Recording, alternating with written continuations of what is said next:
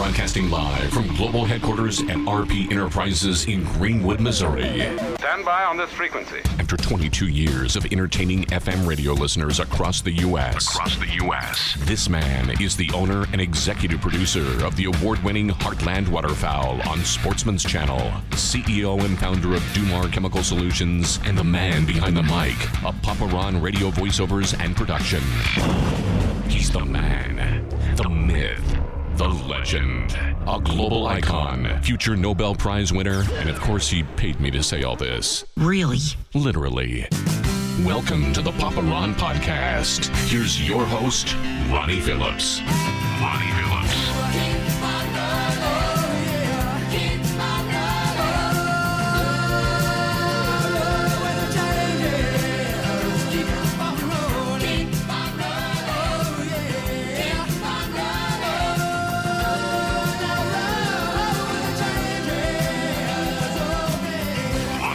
Jillian, I'm excited to see that you're still alive.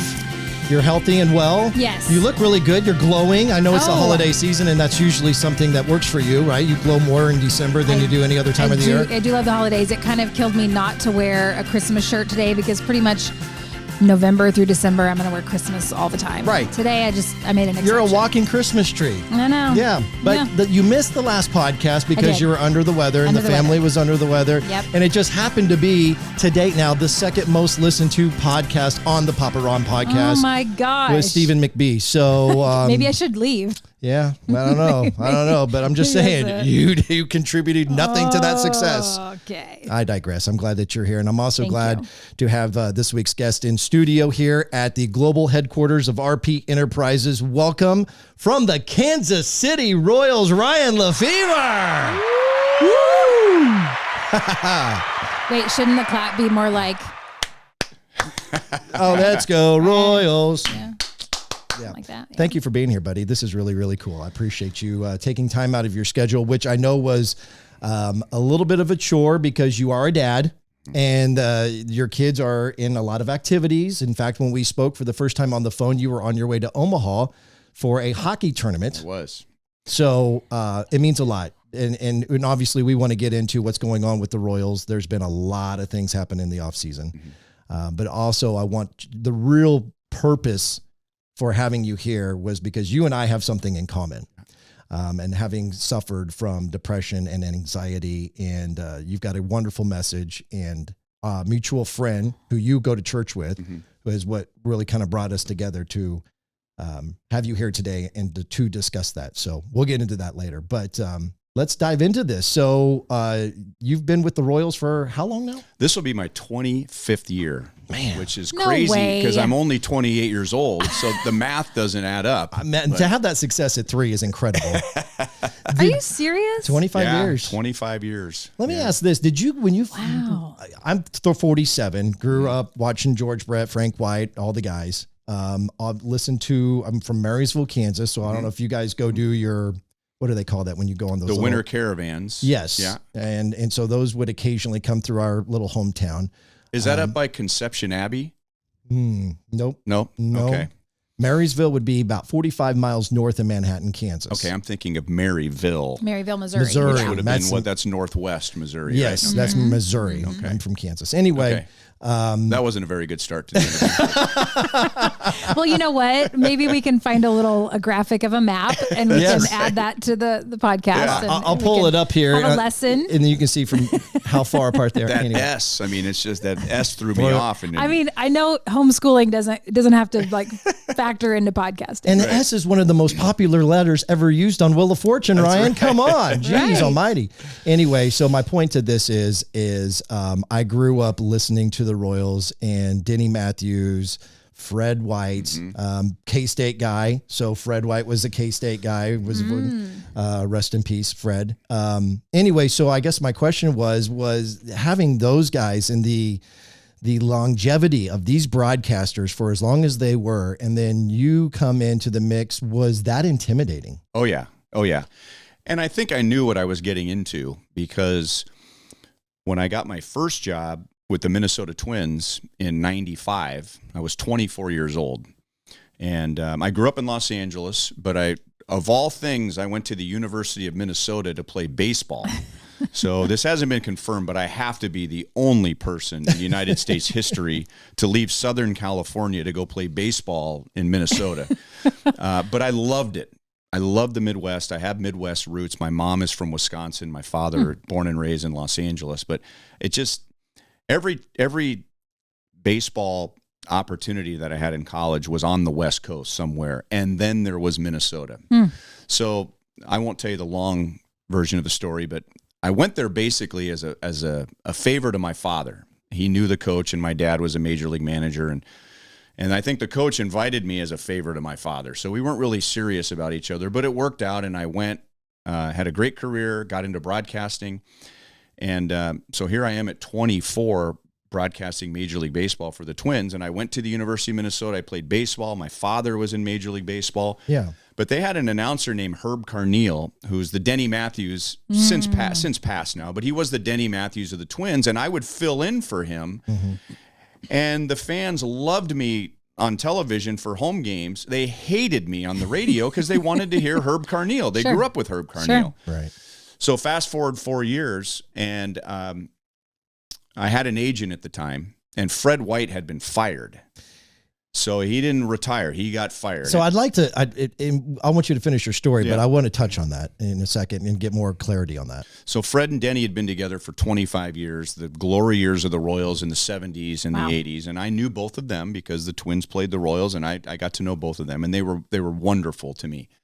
So my agent calls and says, Fred White has been fired in Kansas City. Would you be interested in that job? And I said, no way. Are you kidding me? I'm not going to be the fool that goes to Kansas City after Fred White. I'm struggling enough to gain my footing here. Not to mention the Royals were not doing very well. They were not. So that was the end of that. So I go in. I'm getting ready for my 5th year with the Twins, and I'm going to go in and ask for a big raise. Big raise. Now, I thought I was the richest guy in the world at that point. I mean, I'm in my 20s getting paid to do Major League Baseball, but I was like, okay, I've been doing this for 4 years. It's time for a big raise. Yeah. And, of course, the executives in radio were much more seasoned in negotiating than I was. I went in there and laid my case out, and they just shot me down. And I went home, and I was just depressed because I didn't feel like I was asking for a lot, but they looked at me like I was a fool for what I was asking for. I look back on it now and I laugh, but then I just thought, I can't believe this.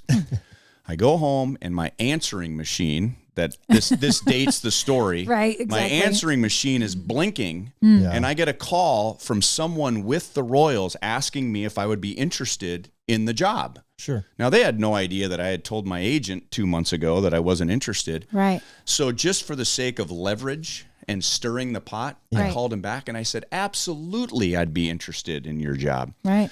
So they fly me to Kansas City, first class on Northwest Airlines, which again dates the story. Yep. And first class isn't, you can't really appreciate first class on a 55-minute flight, but they sent me first class. I sit in first class. I open up the Minneapolis Star-Tribune newspaper, and I had told a couple of people that I was going to be doing this. No. I open up the newspaper, and it says, Lefevre to interview with Royals today. And I'm like, yes. I'll just go to Kansas City, have a little barbecue, go through the motions with the interview, go home, and they're just going to be waiting for me at the airport and begging me not to leave. Well, very, very similar to my trip to the University of Minnesota. I had the same feeling when I came here. I kind of thought to myself, they treated me wonderful, by the way. And I thought, first of all, I get off the plane and I meet Bill White, was the program director at KMBZ. Okay. And Bill White and I found each other in the front of KCI, and I get in his car. And before we got off the grounds of the airport, he said, well, we really hope that today goes well because you're our number one candidate. Well, that kind of sat up in my chair and thought, wow, that's okay. So I started to see it through different lens. And I remember flying back to Minneapolis and thinking, you know what? I got out of my comfort zone when I left California to go to the University of Minnesota. Maybe I need to get out of my comfort zone and go somewhere else. I was coming up on 1 year sober. So it was probably time for a change and see if I could stand on my own 2 feet again. And this is before This was- a wife this is and the- kids yep. and all of that. And we're going to get into your faith a little bit, but had you, Shallow faith at that time. Okay. Faith, but not, I mean, about 20, I was probably about 25% in obeyance of my faith at that point. So Gotcha. you were not really acknowledging those little feelings you were having. You weren't like, oh, maybe God's working all this together. You weren't really thinking that so much. They were feelings, Okay. but I didn't connect them to, that No this was acknowledgement. God's way of saying, Yeah. I have something else for you. Sure. So I get back and I take the job, and the Twins called me and said, "What is there anything we can do to get you to stay?" What? And I was like, you know what? You gave me this great opportunity when I was 24 years old. I am not going to put you and the Royals in some sort of a bidding war. If I'm going to take this job, I'm going to take this job. And so 2 days before Christmas in 1998, I left the Twins and went to the Royals and immediately thought, what in the world have I just done? Mhm. And so anyway, I was visiting my grandparents at the time in Wisconsin. And sorry, this story is becoming like War and Peace here, but It's okay. It's okay. I called. love it. I told my grandparents, okay, I don't know if I've done the right thing or not, but I'm going to Kansas City, and I'll take you out to dinner. Small town outside of Milwaukee, Wisconsin. There's a restaurant called the Coral Reef on the Blue Fox River in Rochester, Wisconsin. And the special that night, as soon as we walked in the door, and those like the mirror with the Yep. fluorescent Yep. Marker on there Yep. that tells you the Sure. special, the Kansas City Strip, which I know Oh my now that was gosh. God's way of saying, Yep. I got you. Yeah. I got you. Yep. But I knew what I was getting myself into. You coming ordered the here. special, right? I don't remember if I did or not. Yeah, Yeah. It Yeah. says Kansas City Strip. that's but great. But I'll have. Can I have the salmon? Yeah. Can I have the chicken fingers with mac and cheese? Right. So, but I knew what I was getting myself into, and it was tough the first 2 years, but thankfully there was no social media, so there were fewer ways for good people point. to tell me they hated me back then. It was letters to the editor and people Yeah. calling into the talk shows. But the first few years were tough until Denny Matthews decided in his third year that he wanted to remove a couple of road games, and Fred White filled in. So all the people that hated me and missed Fred, even though Fred was going around town telling people to give me a chance, now all of a sudden Fred and I are on the air together, getting along and laughing and talking baseball. And that was a turning point for me in Kansas City. I think fans thought, well, Fred can tolerate this clown. Maybe we can too. Why was he So- fired? Yeah. Well, and then back filling in. Yeah. Yeah. Well, I think they felt that the broadcast had become stale, Okay. and Denny and Fred had been together for so long Yeah. that they just needed a young voice. Okay. And, Fred was the change because Denny had been here since year one in 1969. The Royals then hired Fred shortly after that. And then they thought, fans still miss Fred. We're talking about 20 games a year. Why don't we just put Fred back on the air with Ryan? And I don't know if they realized what they were doing, but it was a tremendous blessing for me. I mean, I think fans started to listen to me differently when they heard Fred doing games with me and talking to me like a broadcast colleague and a friend. Yeah. Being the veteran broadcaster and as mature as he was, it sounded like he handled it very, very well and had no animosity, obviously, with the organization, or maybe did he? I don't know. I'm just saying if he was to then be invited to come back and fill in and he's walking around town telling people to give you a chance, he must have handled it with high character. He did.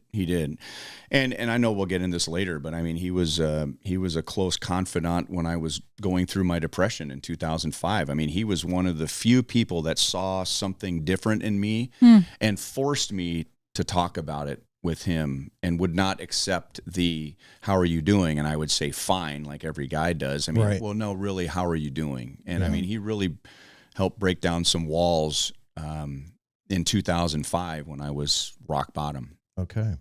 Fascinating. What's the deal with Denny now? Well, Denny turned 80 this year. Right. And so this will be his 55th year. So Oh my broadcasting God. he keeps the doing Royals. less and less games though every he's year. How many down- games is he slated to down do to this home year? games now. Just I mean, home and he whittled it down to Chicago and St. Louis. He loves Chicago. He loves St. Louis. He grew up a Cardinal fan, and I think there's a part of him, as long as he's been with the Royals, that he still is a Cardinal fan. I mean, that's hard to believe. You heard it here first on the Papa Ron podcast, folks. Not more than the Royals, but I think he just there's still He's got a sweet spot for a him. kid in him as a baseball fan that doesn't just go away. So he went to St. Louis this year. That was his only trip. Funny story about that too is Denny and I for years now, and Denny's been wonderful to me. I mean, I'm so grateful for Denny Matthews. And I only do about 30 radio games a year now. Most of my games are on television, but I do all home games on radio because I want to work with Denny. Oh, So- that's the reason why. yeah, that's why I do all home games on radio. So we've had this ritual for years. We fly in and out of the downtown airport when the Royals go in and out of town, and so Denny will leave his car at the stadium, and he and I for years will just drive from Kauffman Stadium to downtown, and we sit and we talk. I mean, it's my favorite 15 minutes of the week when just being in the car with Denny. And so last year his only trip was to St. Louis, and so we get in my truck and he sits down and shotgun, and I say, "Well, here you go, your first trip of the year." And he goes, "And my last trip of the year too." So that was it. One trip to St. Louis, and that was his. man. That's the extent of his traveling now. How many years has he been on the air with the Royals? This will be number 55. 55. Unbelievable. He's the longest current tenured broadcaster in the major league. It's not even close. No one's even close to 55 years. But Vin Scully went 67 years. And then Jaime Jarrín, who was coincidentally the Dodgers' Spanish-speaking broadcaster, he retired last year, and he had gone more than 60 years with the Dodgers. And now, at the very top of the mountain, is Denny Matthews with 54 going on 55 years with the Royals. And so you're how long? 25? It'll be 25 But this total year. 30. 29. 29. 4 with the Twins, yeah. Right. So do you think you'll hit 50? Like if you today you had to say, I'm going to mark this, I'm going to put it in a time capsule, that I'm going to make it to broadcast year 55. Well, I'm going to steal a line from Joe Buck, whose father Jack was and is an institution, even though he's passed in St. Louis. And Joe said years and years ago, when his dad was still doing games with Parkinson's and was just hanging in there, Joe said, "Nobody ever does fewer years than they say they're going to, or the years they say they're going to. Sure. Everybody goes longer than they say they're going to do it." So for me to say, there's no way I'm going to make it to 55 years, it's a great job.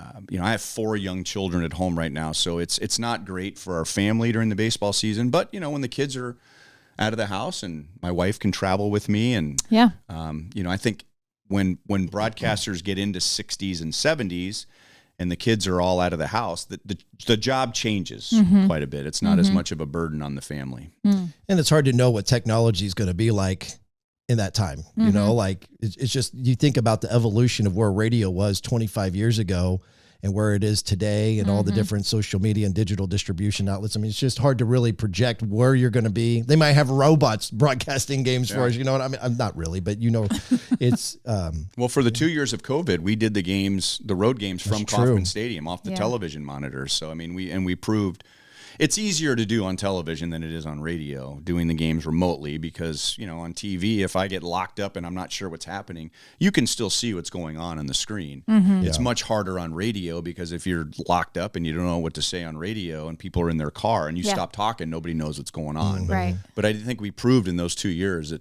at least television can be done remotely. That's fascinating. That is fascinating. Do you think, how long do you think Denny's going to keep going? Well, my line has always been, this puts things into perspective. Denny started broadcasting Royals games 2 years before I was born. So I always say he's going to broadcast games 2 years until after I'm dead. And I'm 51 now. So wow. But I tell you what, here's life full circle. Okay, so Steve Physiak retired after this year, and Wanted to get to that too. We hired Jake Eisenberg, who's our broadcaster at AAA Oman. He was a fill-in for the New York Mets. Yeah. He's going to be 28 years old on opening day this year. I heard him on with Stephen St. John a couple mornings ago, and he sounds like he's a sharp guy. He's really good, and a great young man. But he'll be 21 when the season starts this year. I was 28 when I came to the Royals. And Denny is the same age as my father. My father is 80, Denny's 80, and I'm about the same age as Jake's dad is. So you talk about life going full circle. I mean, it's kind of like you realize like I'm in this different life category now. Yeah. You know? Wow. So he knows to call me sir all year. You know, being a young man on the job here. So.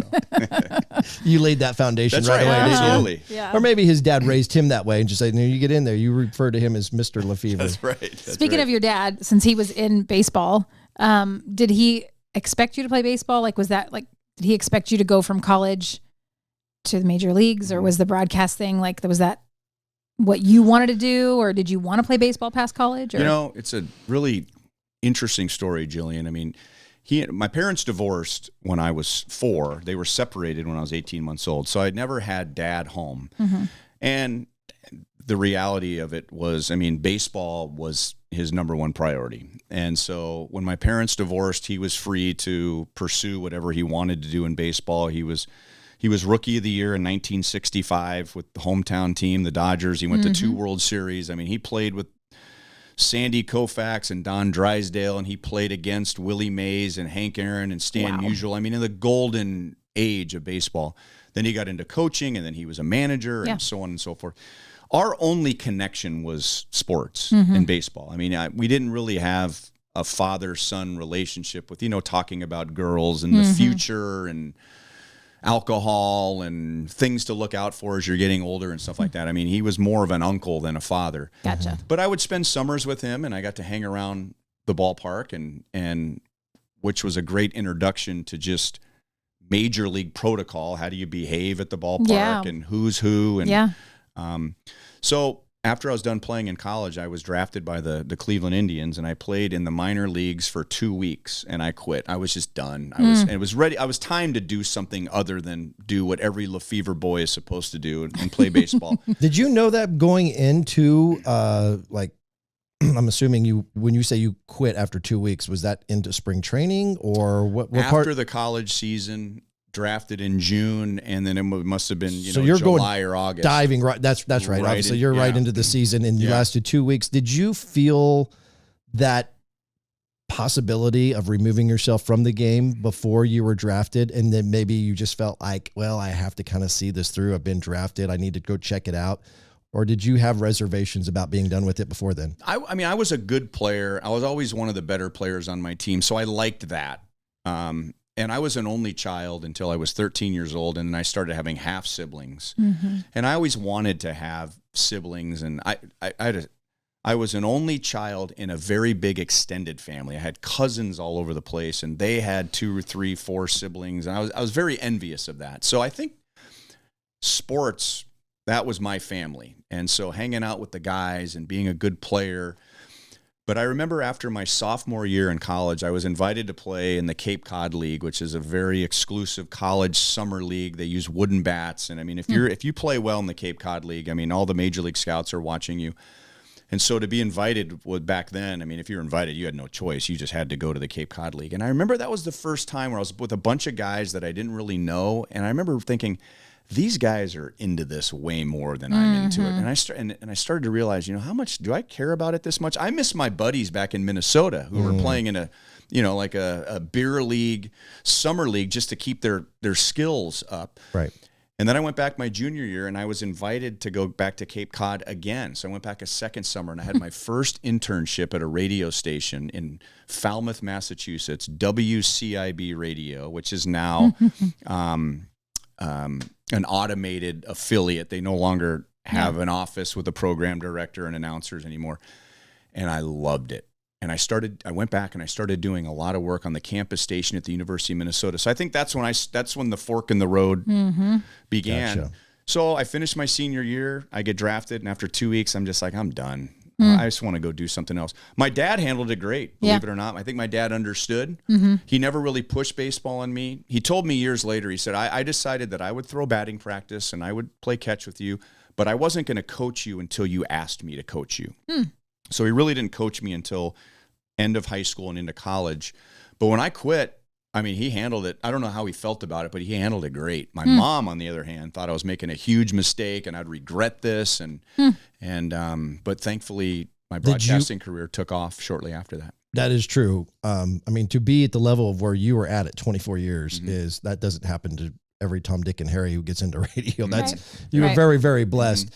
Did you, being as young as you were and trying to kind of navigate your way through the broadcasting infancy stages of your broadcasting career, ever look back and go, gosh, dang, maybe I did make a mistake. Maybe I should have stuck it out. I wondered sometimes because, being 24 years old in the major leagues, I mean, for 10 years, I was broadcasting guys that I played against in high school and in college in the Cape Cod League. I mean, guys that I thought at times I was better than, I bet. And these guys are in the major leagues now, and, but I don't think so. I mean, for whatever reason, early in my broadcasting career, day games with a big crowd, there were times where I thought, man, I wish I was down there. This would be fun.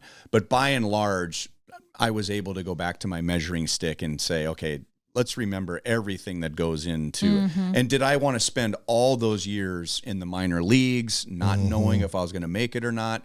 So I was able to reel myself back in. But yeah, there were moments where I thought, how would I have done if I had hung in there? But I loved broadcasting so much that just kind of overshadowed any possible regret I may have had. Okay. Yeah. Did you say 3:30 or 3:30? Okay. Yeah. So got about 45 minutes. I got a lot to get to. All right. So I did this with, I think we did this with Louis Aguiar when we had on. We would mention a name of a person that maybe you played with or who's been a part of the association. And then you give us like a quick 1 or 2 word response to your first initial comes to mind, or what you overall think of them, or whatever. Exactly. Yeah. So let's start with the master, right? He's the biggest name in Royals program, George Brett. Great storyteller. That's the first thing that comes to mind. I mean, George Brett is the rare person where I've heard him tell the same story 10 times and it's entertaining all 10 times. There's a little tweak every time. I mean, there's some guys who tell a story a second or third time and you just want to drive forks into your eyes because you're like, oh, I know guys like that. I know uncle with this story. George is the opposite. I mean, he's gone from being a Hall of Fame baseball player to just a Hall of Fame baseball ambassador. Right. I love that. Okay. Frank White. Friend, when I came to the Royals and talked about what the adjustment was like, he was on the coaching staff and a legend. His number was retired and a statue and all that stuff. And then eventually was on the TV broadcast. He was great to me as a coach. And then when Paul Spludorf got sick and Frank was doing some pregame and postgame with Joel Goldberg just to kind of learn broadcasting. Then all of a sudden he's doing the games very early in the season in 2009. And he said to me one time, and he was true to his word. He used to say, out there, and he's pointing from the booth to the field, out there, I'm that guy, and he's pointing to his retired number. He goes, but up here, I'm a rookie. And he was incredibly humble. I mean, he really wanted to learn. He was nervous before every game because he wanted to do a good job. And he would say something every game. I mean, because Paul Spludorf used to tell me the basics of the game have not changed from the very beginning, but the way that we describe them over time changes based on the culture. Yeah. So you might describe the mechanics of a swing differently in 1970 as you do 2022. Yeah. But you're talking about the same thing, same motion. So I've heard a lot of the same things over and over again, but Frank would say something every game where we would just be like, I've never heard that before. That's fascinating. He could see the game differently. And but from the beginning, I didn't grow up in Kansas City. I knew who Frank was as a baseball fan, but he always just treated me as a friend. what I'm going to detour here for a little bit, because the word on the street was that we talked about Fred White and his character and how he handled that being fired from the team and that broadcast. Same thing happened to Frank White. Is that correct? Yeah. And he, rumor on the street, did not handle it as well, and maybe did have some hard feelings about that. What can you speak to about that? Well, I think first and foremost, Frank wanted to manage. And so he had been a major league coach. Mm-hmm. And I don't think in the end he felt like, the Royals weren't going to see him as a future manager. So he went into the front office. He eventually did some community relations, which he's great in public. I mean, the fans love him, and he's he's top notch at making a fan feel like they're important. It's just not a fan going through the assembly line and nice to meet you, and then the next one. I mean, he really would make eye contact and was just great with the fans. Right. But he wanted to manage, and he wouldn't let go of it. So instead of just rolling his 8 gold gloves and his retired number out there and saying, I should manage, he went to the minor leagues and managed at AA to just prove that Wichita, he could be a manager. He went to Wichita. Alex Gordon was there. Yeah. Billy Butler was there. Luke Hochevar was there. Guys who ended up being big names. And it just wasn't the right fit. Frank being a manager in the big leagues and the new regime, Dayton Moore coming in and wanting to do different things. I think if everybody was honest on the Royals side, a manager is hired to be fired. That's just the way it is. And I don't know how they viewed Frank's credentials as a manager, but nobody wanted to be in a position at some point to have to fire Frank White. And so I think there was just apprehension on the Royals side, and I think Dayton Moore had a vision for the type of manager that he wanted to steer this organization in the right direction. And so I think that was off the table. And so who wouldn't want Frank White to be a part of the organization? So then the broadcasting thing happened for him. But I don't know if he ever really let go of being manager. And so after the 2011 season, the change was made to take him off of the broadcast, and they wanted a more colorful, energetic television analyst, which perfectly fits Rex Hudler. Right. But it was an ugly end to his era in the Royals organization. And I'm sad for both sides because I love them both. Yeah. I love the people who were involved on the Royals side at that point, and I love Frank. And I have tried with what little influence I have to bring the two back together. And since then, the Glass family has moved on. Dayton Moore has moved on. And so hopefully now, there's an opportunity for Frank to be reunited with the organization. I hope so. Yeah. So it was, regardless, you talked about who wants to fire Frank White as the manager, but then he ended up getting fired anyway.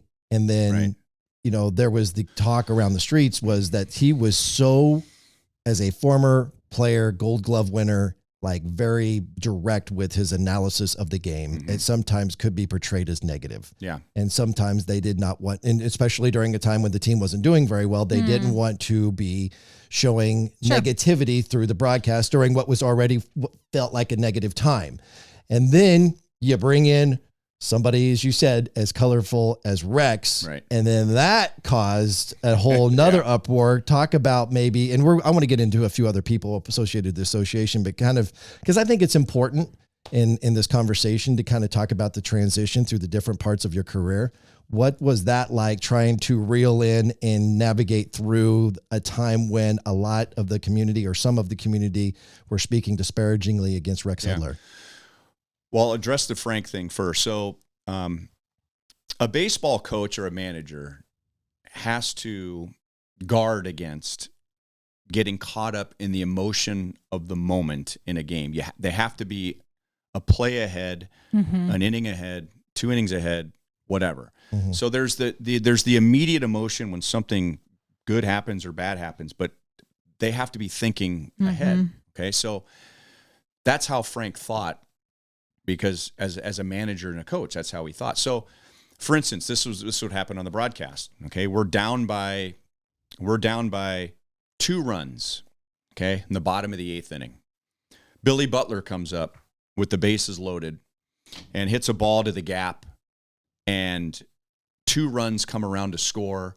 Billy tries to stretch it into a double, and he's out at second base. Okay, the crowd's roaring because Billy gets a big hit in the 8th inning, and he ties the game. And I think that's probably reflected in my voice. You know, okay, he's out, too bad, whatever. But the game's tied in the 8th inning, right? That's the broadcast and selling the team. That's what we should be talking about. Frank would be thinking about Billy should not have been trying to take second base right there. So his angle would be Billy has to know you got to hold it first. You got to let so-and-so come up, whatever. His job is not to run. His job's to hit. So I don't think he meant anything in a negative context, but that's just that's how a player and a coach and a manager sees the game. Right. But So he was kind of killing the moment in a way. He was taking the of the moment, of the excitement of the good part of it, and going, yeah, that's all good, but let's talk about this and what. Right. Exactly. I think from a fan and the organization's perspective was that Frank was taking the negative angle to that, where I think Frank just had the coach's mindset of, okay, that's great, but I sure wish we had another guy coming up right now, but now the inning's over because he's out at second base. And at the time you were doing the broadcast, you didn't feel like, man, you're kind of peeing in my Cheerios here. I did. And we talked to Frank about that, you know, and he was great. I mean, Frank would not look at me like, oh, what do you think? You know, he really understood that, okay, from a broadcast standpoint, we got to sell the 2-run double and all that. So I think the organization and some fans felt like he was being negative, but I don't think he was intentionally being negative. That's just a how perception. he saw the game. That's fair. So now Rex Hudler comes into the mix the next year. No ties to the Royals. Yeah. No ties to Kansas City. Yeah.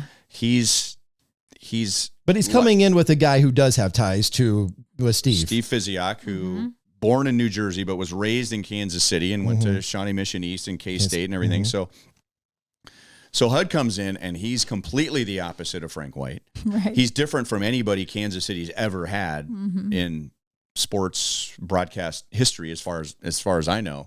Yes. And the team is still losing 90 games in 2012, and he's telling everybody, you know, how great everything is, and he's, you know, jumping out of the booth if Billy Butler hits the 2-run double to tie the game in the 8th inning. Who cares that he's thrown out at second base? Yeah. Right. Yeah. And unfortunately for him, compared to my beginning here, there was social media, and there was more ways for people to express their displeasure toward him. That's a nice way of saying it. Yeah, and I felt for him. Yeah. Because I knew in his heart he was doing exactly what the Royals hired him to do. Absolutely. He was being who he was and who he is. And it wasn't his fault that he never played for the Royals. It wasn't his fault that he came in after Frank White. Yeah. And so, but I related to his pain to some degree, because I remembered what it was like being an outsider and coming in after a legend. Fred White for me, Frank White for him. Very similar names. Yeah. And so, but he had to adjust. He wasn't in Southern California working for Disney anymore. He was in Kansas City. Right. Different market, different mindset. And so, What year did they come in? 2012. Okay, so I want to ask you then, did you have a relationship? You have a relationship with all the broadcasters, and they came from the Angels, right? Mm-hmm. So you knew of them. You had a relationship to some degree with them. Did you have a level of impatience when he came in, and it was so much outside of the box of what you and all of the fellow Royals broadcasters had been doing in this little parameter here? Because I know I've heard Rex talk on 810 and other various outlets about how much credit he gives you with the patience that you've had for him and kind of guiding him along the way and in some things. Did you ever have a moment where you're like, oh my God, Rex, pump the brakes on this a little bit? You know, Sure. I remember one time where I felt like you were going to lose your mind when Rex is talking about Salvi possibly one day wearing pinstripes. And you're like, don't do it. Don't say it. You knew exactly where he was going. Yep. So the question is that, has he ever tested your patience? Oh yeah, absolutely. And I've tested his as well. I think the first year I felt obligated to clear the runway as much as I could for him, because others had done that for me. And I felt like my job the first year was to give him as much credibility as I could and play and work around with his personality. When I started with the Twins in 95, Dick Stockton, the legendary broadcaster for CBS and Fox, was doing about 25 games a year for the Oakland A's just because he missed baseball and wanted to do some baseball. And I got to talk to him, and he told me something I'll never forget. He said, your job as a television play-by-play announcer is to make your analysts sound good. You work around him, he doesn't work around you. And I never forgot that. Wow, I mean, that was the red letter version of how I should handle my analyst. And so I've worked with so many different analysts. So here comes HUD, who's so different from anyone I've ever worked with. But it was, first of all, my obligation to, with whatever I could, give him credibility in Kansas City with the fans who are now used to me, and also work around him, because that's my job as a play-by-play announcer. So I think I was so focused on that the first year that there were times where I had to, I don't say I had to, like I was a professor or something like that, but there were times where he would ask for feedback and I would give him honest feedback. I probably wouldn't have said that, or I might have stopped right there and not continued. And he very humble, modest man. Despite the flamboyance, there is a very humble person with a good heart. Yeah, he seems to be pretty thick-skinned, and he's a sponge for I want to learn, I want to grow, I want to improve. That all the time. Yeah. So, and then I think over, and it was a big change for me too, because up to that I worked with Denny Matthews on radio. I was the young guy on radio, and I worked with Paul Splittorff and Frank White on TV. So I was the young guy who was that would bring some humor to the broadcast, because I was working with older broadcasters. And then all of a sudden, overnight, I became the straight man. How did I become the straight man? But I had to do that to balance him. Let him be him. And so I'd say and I think HUD would mention this too. I mean, we had some rough years together, because there was a tug of war of, he really wanted to do the broadcast. As he would put it, he wanted to give a full HUD on the broadcast every night. And I felt like there needed to be a professional side of it. And I ended up going way farther beyond conservative on the broadcast than I ever was before, because I felt like there was this tug of war. But I think over time, we've had some really good heart-to-heart conversations over the years, where I had to give some and he had to give some, and I think we've met in the middle. I think so too, and I think you guys do a fabulous job. Yeah. And obviously, I think that with any time you're pairing someone who's not familiar with themselves, regardless of how in tune you are with the game, there's going to be a learning curve. There's going to be a stepping stone progress to this, and so it was probably unfair. And look, this is fans or people in general, right? We're just so quick to react. We're so quick to go to social media, and that it wasn't fair to you guys, and in particular Rex, that he got the criticism that he did. But I personally, as a fan, have seen significant growth, and you guys are now like two peas in a pod, I think. And so kudos to you. Thank you for the progress that you've been able, and just to be able to have the patience with one another to work through that. I guess my next question to that was, how long do you think it took before you finally got to where you're at today? Did it take 2 years, 1 year? No, I think it took longer than that. I mean, I think there was probably a healthy tension for several years, of in a way where the tension played well on the air, like the exchange you're talking about with the pinstripe things with Salvi, or HUD thinking the moon was a planet, and those little exchanges. Forgot about that. And I do remember that. And we would have arguments on the air, and it was mostly good nature, but there was always this tension between the two of us that unfortunately grew over time. And I think probably the roughest year he and I had was in 2019. And I began to, here's what I didn't want to do to HUD ever, is I never wanted to embarrass him on the air. Now, he's very thick-skinned, and he takes it all in stride. But the feedback I was getting from the fans was, if I'd run into someone in the grocery store or in the parking lot, they'd say, I love listening to you and HUD, and my favorite part is when he says something goofy and you call him out. Yes. Okay. And over time, I started thinking, no one's talking about our analysis of the game. Right. No one's talking about what we're supposed to be doing. But that would come up over and over again. And I was very careful to measure that because I never wanted HUD to sound like a fool on the air. So, for instance, the moon being a planet thing was every time he would say something off the wall, I had to decide, like, am I going to correct him on the air? Which the two of you know, you never do that to your partner on the air. You find a way to make the correction without saying, no, Jillian, that's not what happened. You know, I mean, it's just, it's one of the first rules in broadcasting. So I don't want to correct him on the air. I don't want to belittle him on the air. Right. I don't want to ignore it because then I'm guilty by association. So if he says the moon is a planet and I just don't respond to it, well, maybe people think that I think the moon is a planet. So I had to find a way to just have some fun with it. Right. And the feedback I kept getting was how much the fans enjoyed HUD saying something goofy and me correcting him. And I didn't like that. I didn't want to be, that's all we're known for, is that. So I remember it was 18 or 19 and I just kind of decided, I said, fine, if the fans want a show greater than a play-by-play broadcaster and an analyst, then fine, I'll do that. And I took it too far. I took it too far.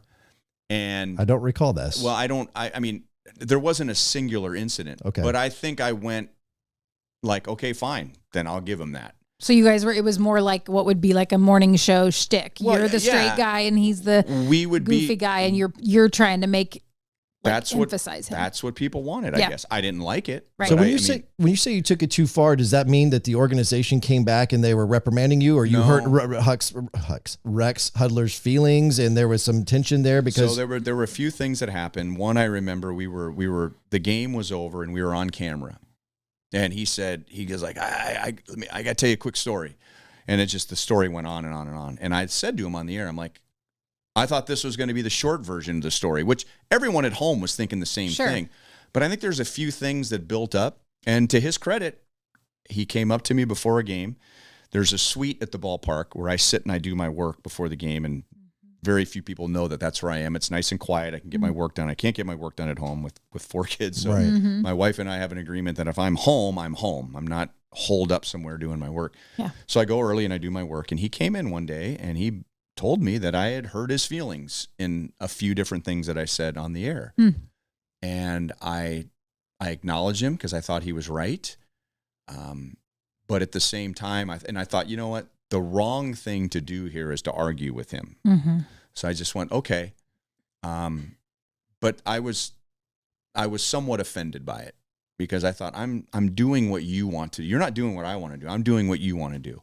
And I didn't handle the rest of the 19 season very well. And to be honest, I wasn't probably ready to do the 2020 season if we had started on time.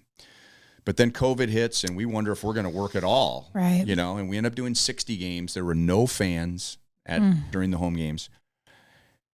And we had I think there was just this, and Rex is a man of faith too. And I think our faith played a role of like, you know, we're lucky we get to do these 60 games. I mean, a lot of people lost money in 2020, so don't get me wrong, but the two of us, you know, we lost 100 games of income. And then it was like, you know what, we're lucky that we get to do these 60 games. We got along, we got through 2020 just fine. And then before 2021, before our first spring training game, he came out to my house, and we live on some acreage not far from here in Greenwood. And I made a big fire in the backyard, and he and I just had a heart-to-heart.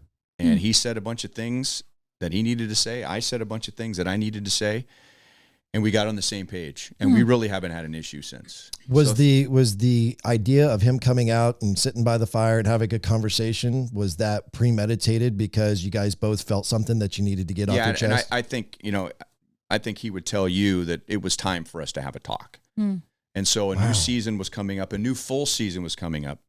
And he came out and we were just kind of small talking and we were getting along and we were laughing. And I remember thinking to myself, you know what, maybe the purpose of this, my intent was we need to get some stuff out. I need to say some things and I need to give him the freedom to say what he needs to say and just receive it and not argue with it, but just hear his heart and where he's coming from. Right. But we were just kind of laughing and having a good time. I remember thinking to myself, you know what, maybe that conversation isn't tonight. Maybe tonight is just sitting around and putting some hot dogs over the fire and just chatting and having a good time. But then he actually initiated, you know, hey, you know, the last couple of years, and he just kind of spilled his guts, so I spilled my guts, and it's just you two. it was just the two of us out there. And it was overdue. Were you And nervous? The only thing, no, you guys had been doing it for a while together. Yeah, I mean, you even through both World Series. Yeah, and even. I think deep down we both cared a lot for each other, but we just weren't connecting in a way. Yeah. And all I could do was just address what I felt like I was doing wrong, and here's the reason why. And I think he understood where I was coming from, that I wasn't really dissing him in any way. And then he told me where he was coming from, which made me understand that. Where was he coming from? I think, one of the things that used to bother him is that he would try and praise my playing career on the air. I was a college baseball player. He was a 10-year major leaguer. Mm-hmm. My father was a major league player, manager, and coach. Right. This is an advantage of me growing up in the major leagues. I know who I am, and I know who I am not. I'm not one of them. I'm not one of the guys. A lot of guys in my business, because we fly with them and we stay in the same hotels and we socialize with them occasionally. I don't hardly at all, because I'm getting older and they're getting younger.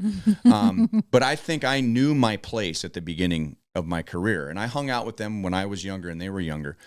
But I felt like, in a healthy way, I'm not one of them. And I think they respected the fact that I wasn't like, hey, can I hang out with you guys? I give them their space. They're a player. This is about the players. It's not about me. But I think HUD wanted to talk about my playing career, which I was a college baseball player. And I played 2 weeks in the minor leagues. And I wouldn't go there because I was so afraid, because of how I was raised, that I wasn't a college football star that didn't play in the NFL. I was a college baseball player. And there's a huge difference. Long gap between college Right. baseball and Major League Baseball, whereas college like if you're a star at KU and you never play in the NBA, you're always going to be a star at KU playing people basketball. are still going to know your name. If you're a star football player at Alabama and you don't make it to the NFL, you're always going to be a star. If you're a star college baseball player, that's all you are. And I was always guarded that someone would be rolling their eyes because I'm talking about my college baseball career. So I had to explain to him, look, I'm not ignoring what you're saying. It's just very uncomfortable for me because it just doesn't feel right to me to talk. Well, that made sense to him. He's like, well, I was just trying to, and I was doing. So it was just good to talk about a lot of things. And Interesting. And it was just two grown men who cared about each other, cared about our jobs, wanted to be true to our faith. And I'll never forget that night. I mean, our relationship has never been better, beginning with that night in my backyard. Yeah. Mm-hmm. That's so sweet. That is really cool. Do you feel like it was long overdue? Yeah. I could have initiated that conversation a lot sooner, but I was stubborn and I was right and he was wrong, and but it wasn't working. And I could have handled that a lot better. And I was resentful, and I regret. I really regret that year or so when we could have nipped that in the bud. Yeah. Well, for but whatever, I think there were probably lots of things to blame that on too, though, because you're talking about the time frame being 2020. Mm-hmm. I mean, nothing was normal, so that's kind of a normal spot to just say everything's ridiculous right now. Like nothing's like it should be. Nothing feels normal. Nothing feels right. Maybe it's just that. I don't know if you did that or not, but I mean that was a hard time to address. Really, anything out of the ordinary, I think. Yeah. And if we had started on time in 2020, I don't know how 2020 would have gone. But to lose 100 games and now we're down to 60. Yeah. And it was like, I think we both were just grateful to be working again. Yeah. And then it was like, okay, even though we hadn't talked about it, like how bent out of shape do we want to be about this? I mean, look at what's going on in the world right now. So that set the stage for the conversation the next year. I mean, it's easy and normal for you to feel the regret, but as people of faith, I think that we all understand that God's got a plan for everything that happens, right? And so maybe that's the way it was intended to work out, probably was. I was going to say, and I'm trying to be really cautious of time here. Gosh, we got 15 minutes left and so much to talk about. Oh my gosh. Okay. I could practically walk here from my house, so we could have a part 2 sometime. Yeah, we might have to there do you that. go. Okay, but as a fan who watches the games, lots of games, Aside from the first couple of years when you guys are still trying to kind of figure each other out, I did not see that. Now I would see the banter, that you guys would have.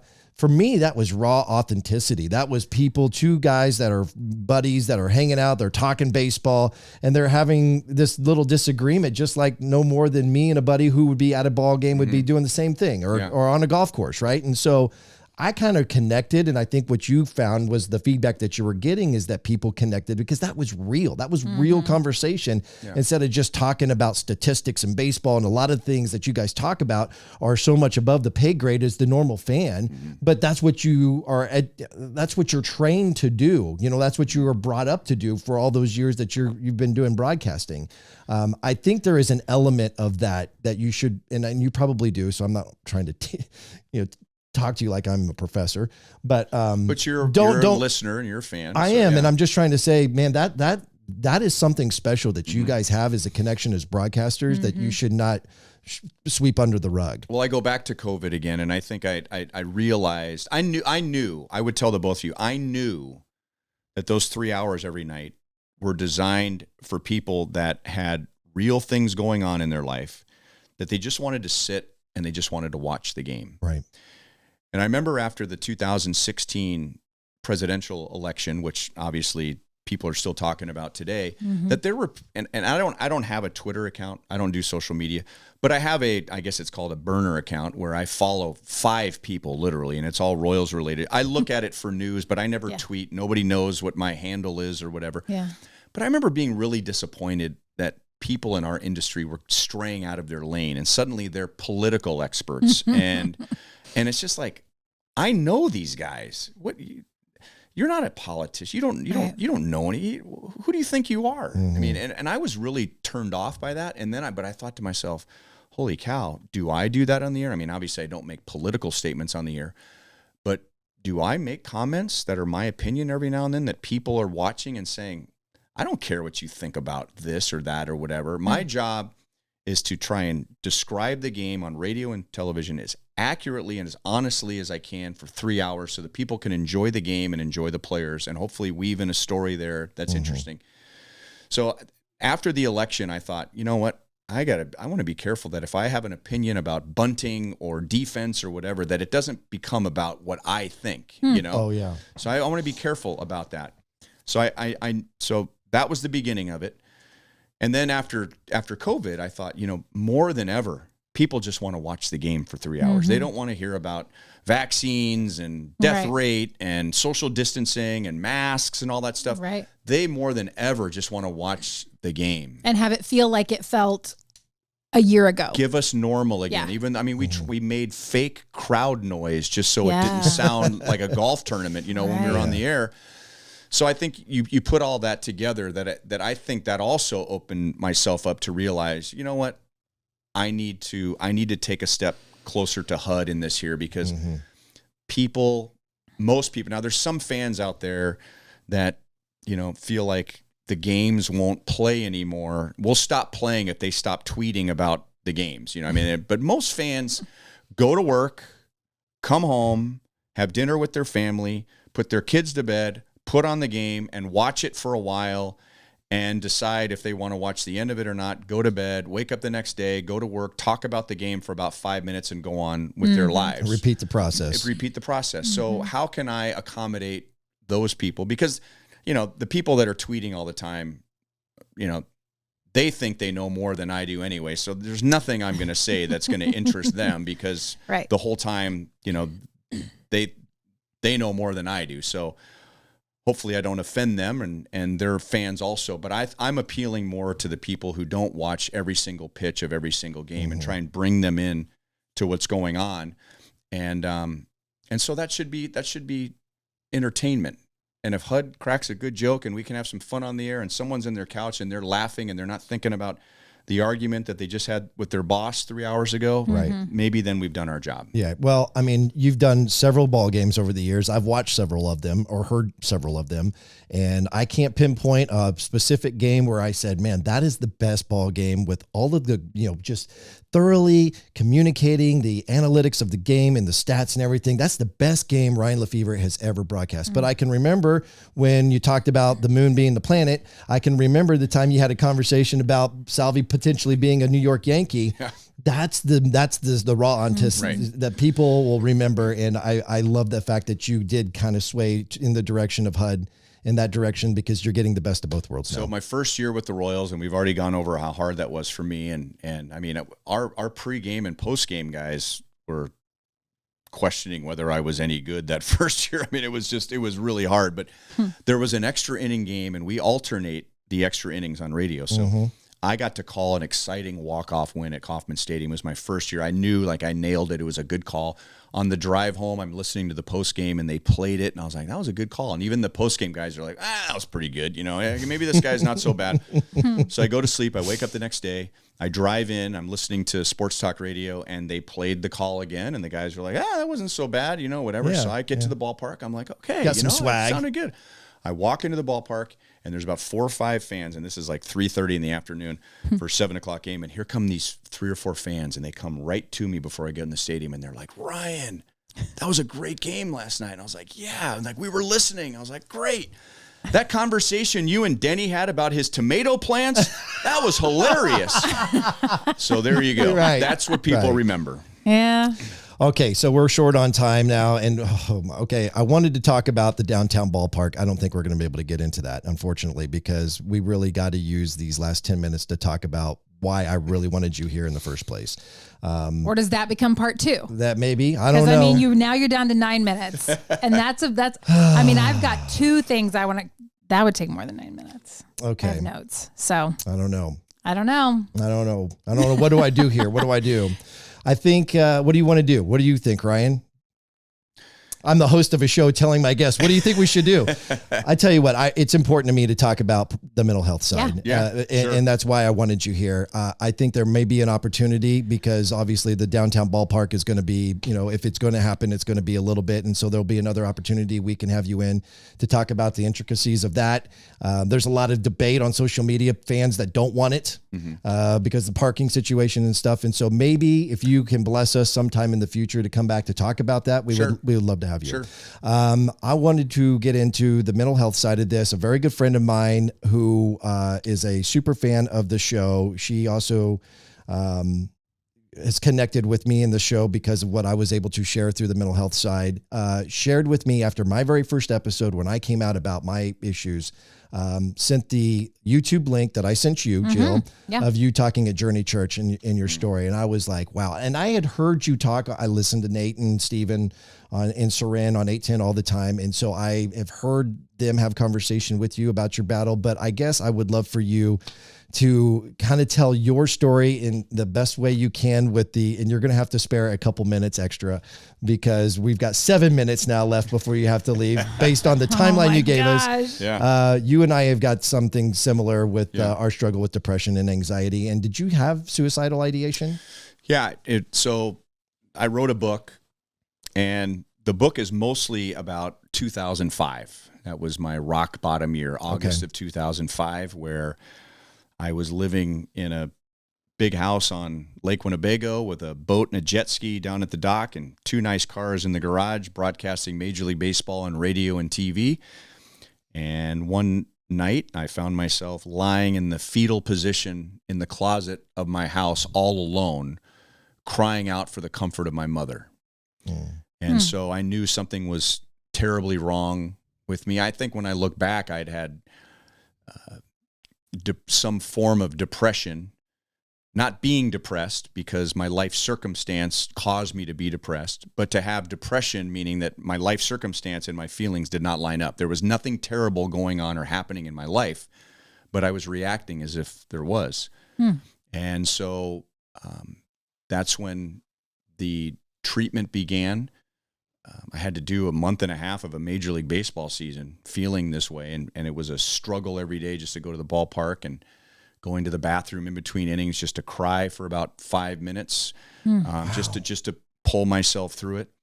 And then I went on medication, and it was in early September, and everyone told me that it takes about a month to get into your system.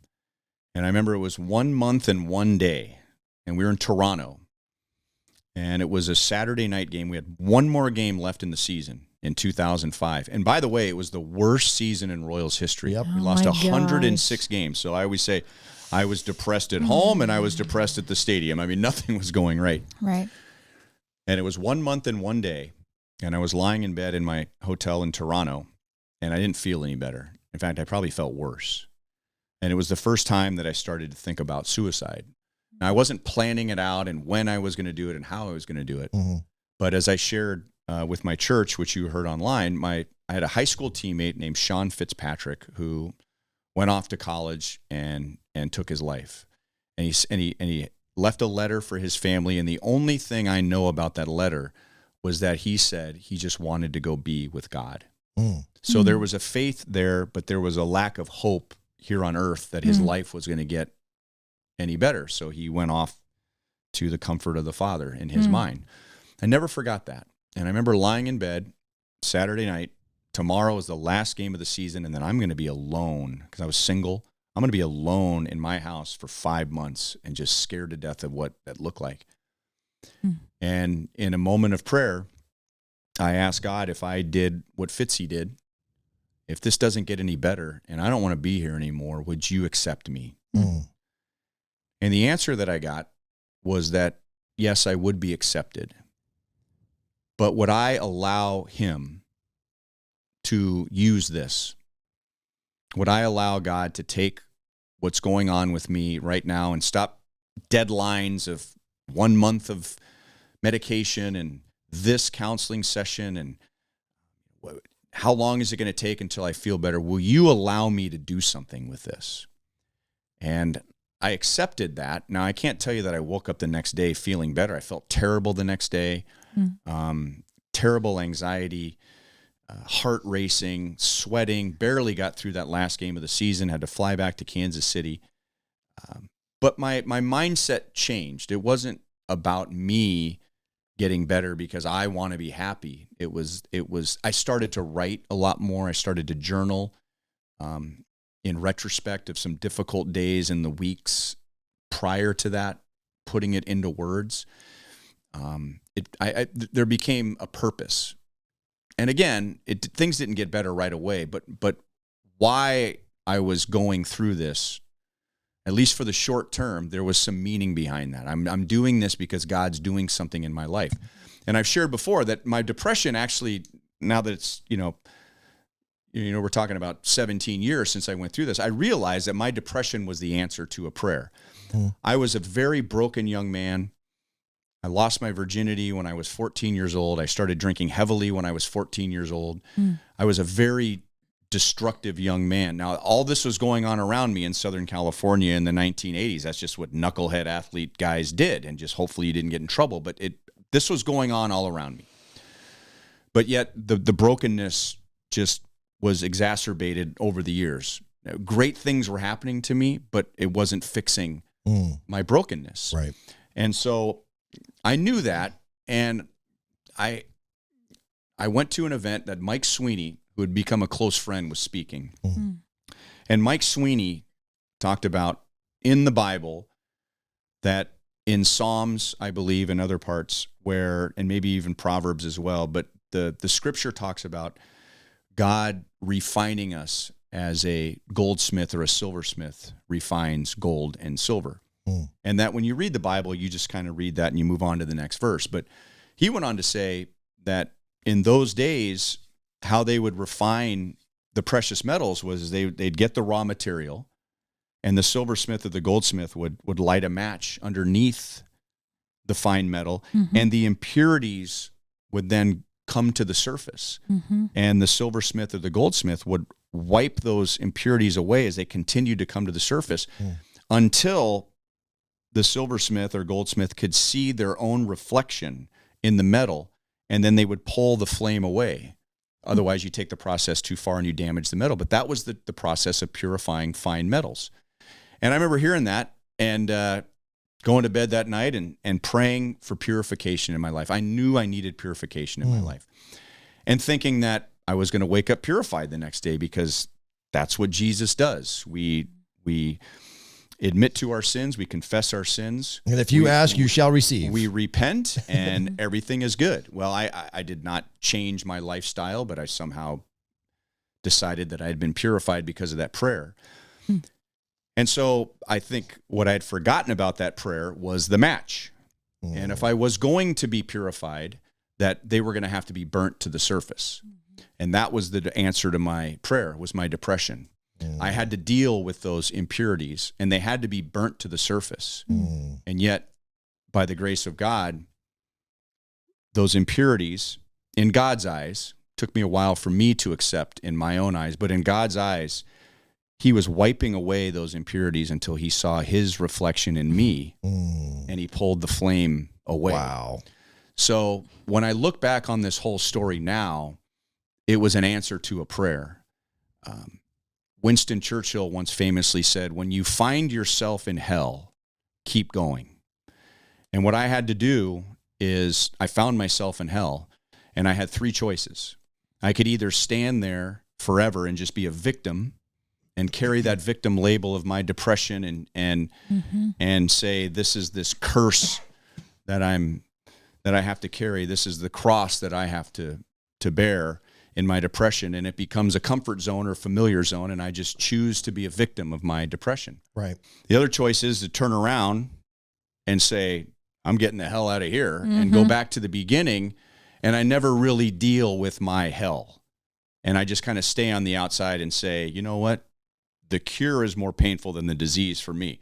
I'm not getting any better, but I don't want to go back in there again, right? The third choice I have is just to trust God and just keep going. And I don't know when I'm going to get better. I don't know if I'm going to get better, but I'm going to keep going. And that was really my motivation, was I might end up not winning this battle with depression. But to borrow an old baseball expression, if I was going to go down, I was going to go down swinging. So I dove into my counseling. I had a life coach. I was on medication for 3.5 years. I went to seminars.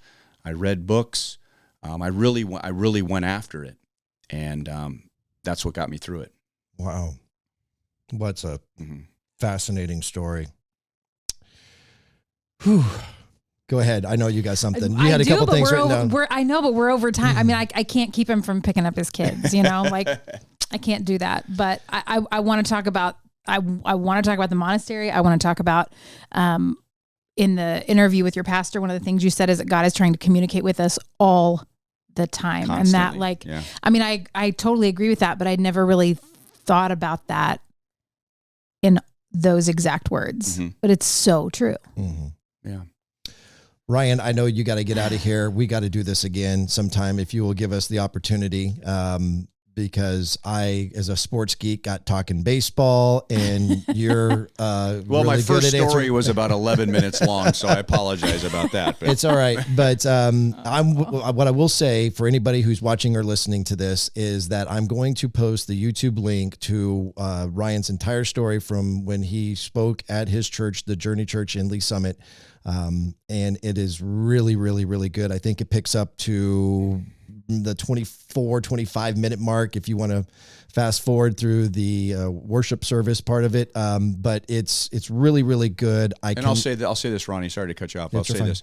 I get an opportunity to speak quite a bit, and I've gotten more opportunities to speak at churches on Sunday, which is an incredible honor and a miracle that God would use me in a church. But on January 22nd, which will be 3 days shy of my 25 years of sobriety, I'm going to speak at Blue Springs Assembly Church on Sunday, January 22nd. Okay. So that's a plug for a church other than my own, but they've trusted me to give my story.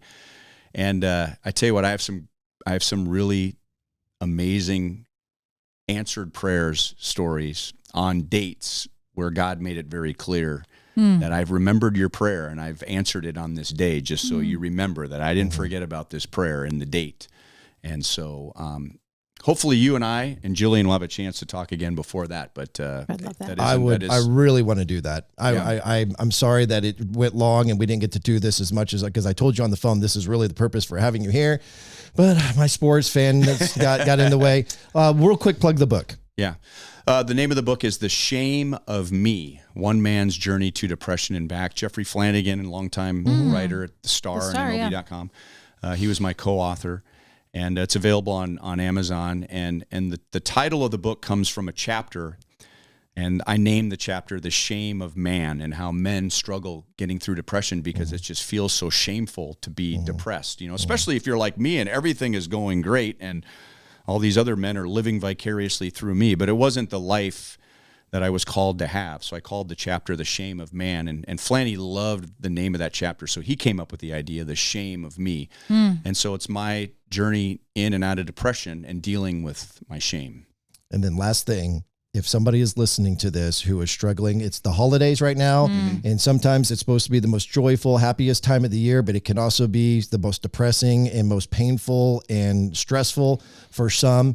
If somebody's listening to this right now and they're contemplating suicide, or they know they're dealing with an emotion that they can't control, in your best way, in a quick summary, what is your best advice for them to do? Have you thanked God for what you're going through right now?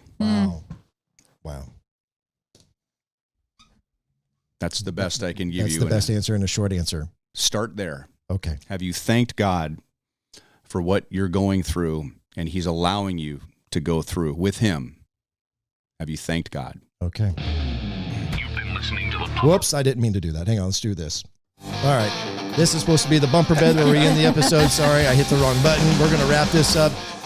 Thank you so much, Ryan. Yeah. I really want to do this again. As we wrap this up, I want to make sure to remind you, you can catch this podcast on any of your favorite podcast platforms. A video version is available on Spotify and YouTube.